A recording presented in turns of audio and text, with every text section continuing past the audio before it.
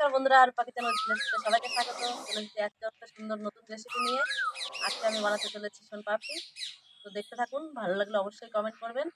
তো চলুন শুরু করি। শোনপাপড়ি বানানোর জন্য আমি প্রথমে এরকম একটা বাটি নিয়ে নিয়েছি। আমি সবকিছু এই বাটির মেপে মেপেই তৈরি করব। তো দেখতে থাকুন আপনারা। তো এবারে প্রথমে আমি উনুন ধরিয়ে কড়াই বসিয়ে নিয়েছি। কড়াইটা আমার গরম হয়ে গেছে। এখানে আমি 100 গ্রামের মতো ঘি নিয়েছি। আমি এখান থেকে 50 গ্রামের মতো ঘি কড়াইতে দিয়ে দেবো।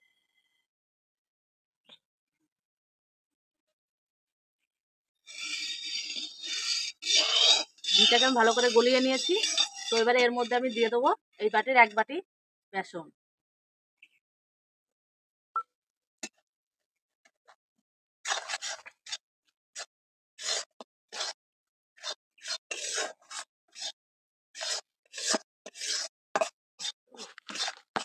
আর দিয়ে দেবো ওই বাটিরই হাফ বাটি ময়দা।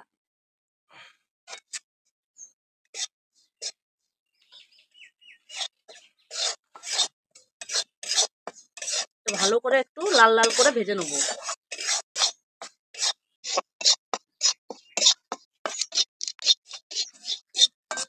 দেখো বন্ধুরা, অনেকটা রং চেঞ্জ হয়ে গেছে। তো সুন্দর একটা রং চলে এসছে।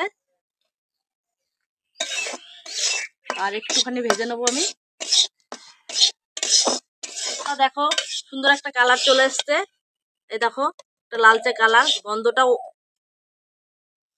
অসাধারণ গন্ধ, খুব সুন্দর একটা গন্ধ চলে এসছে। তো এবারে হয়ে গেছে, আমি নামিয়ে নেবো এটা।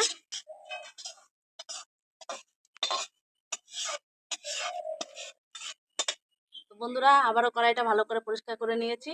তো এবারে ওই কড়াইতে আমি দিয়ে দেবো, আমি এখানে এই বাটির 1.5 বাটি চিনি নিয়েছি। তো ওই চিনিটা দিয়ে দেবো।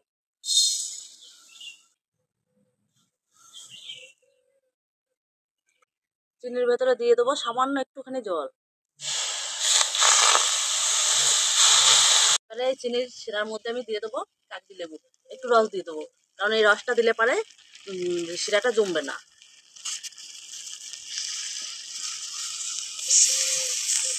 লেবুর রসটা কিন্তু দিতেই হবে বন্ধুরা, নাহলে চিনির শিরাটা কিন্তু জমে যাবে। এদিকে লাল লাল হয়ে এসছে। এবার অল্প অল্প করে খুন্তি দিয়ে আমি নাড়িয়ে দেবো।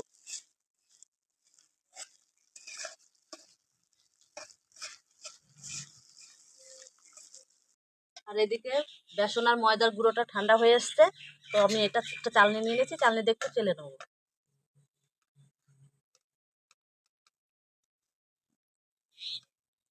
এত সুন্দর সেন্ট হয়েছে না, মনে হচ্ছে খেয়ে নিই।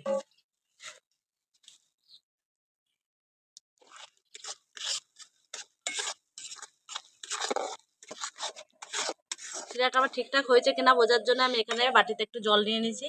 আমি জলের ভেতরে কয়েক ফোঁটা দিয়ে দেবো। দেখো, দেখেই বুঝতে পারছো কতটা হয়ে গেছে ঠিকঠাক। এই দেখো একটা দলা ভাব চলে এসছে। নামানোর জন্য আমি এরকম একটা থালা নিয়ে নিয়েছি, থালার মধ্যে একটুখানি ঘি মাখিয়ে নেবো।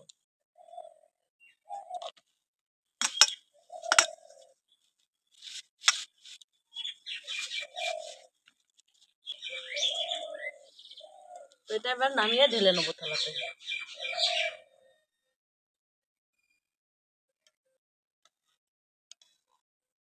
তো এবারে এটা আমি কিছুক্ষণের জন্য একটু ঠান্ডা করে নেবো। আমি এরকম একটা চামচ নিয়ে নিয়েছি। তো যেহেতু গরম, আমি চামচের পেছন দিকটা আমি অল্প অল্প করে টেনে টেনে জড়ো করতে থাকবো। তো এটা যেহেতু অনেকটাই গরম, এখনো হাত দেওয়া যাচ্ছে না, তো একটু গরম গরমই করতে হবে।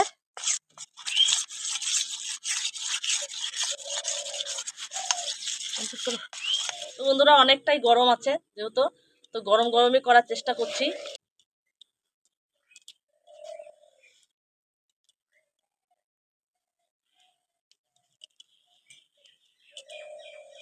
প্রচন্ড গরম, কিছু করার না, একটু কষ্ট করে করতে হবে।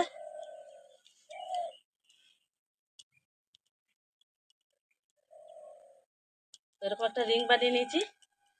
তো এবার আমি বেসন আর এর গুঁড়োর মধ্যে একটু একটু করে মাখাবো আর টানতে থাকবো।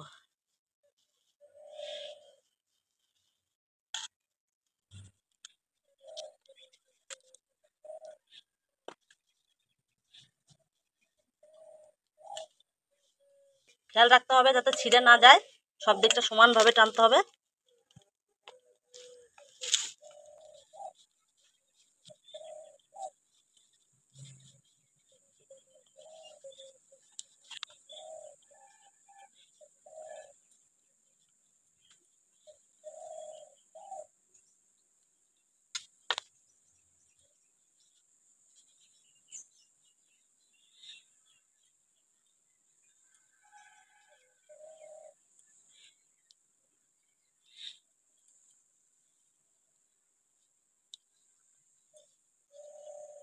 এইভাবে কিছুক্ষণ সময় নিয়ে নিয়ে করতে হবে আস্তে আস্তে।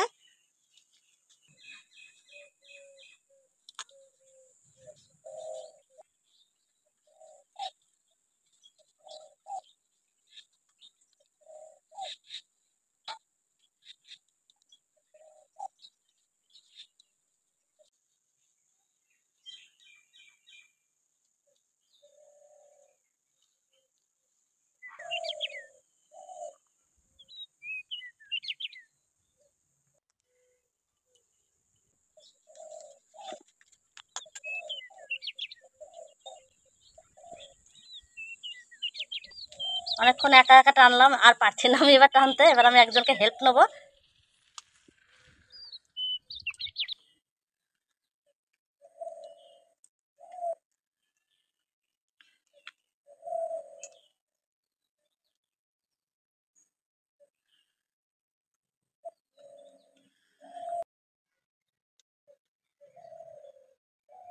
তো দেখো বন্ধুরা কত সুন্দর হয়েছে।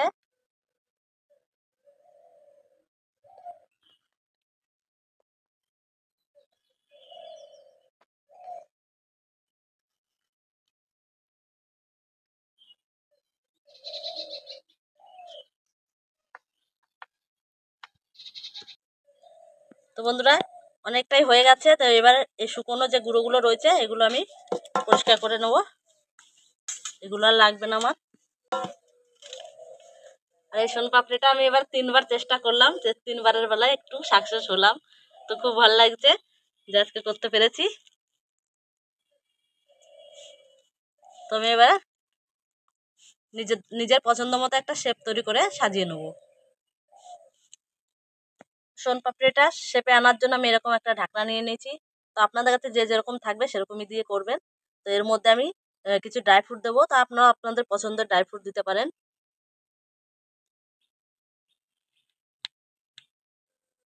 তো এখান থেকে আমি অল্প অল্প নিয়ে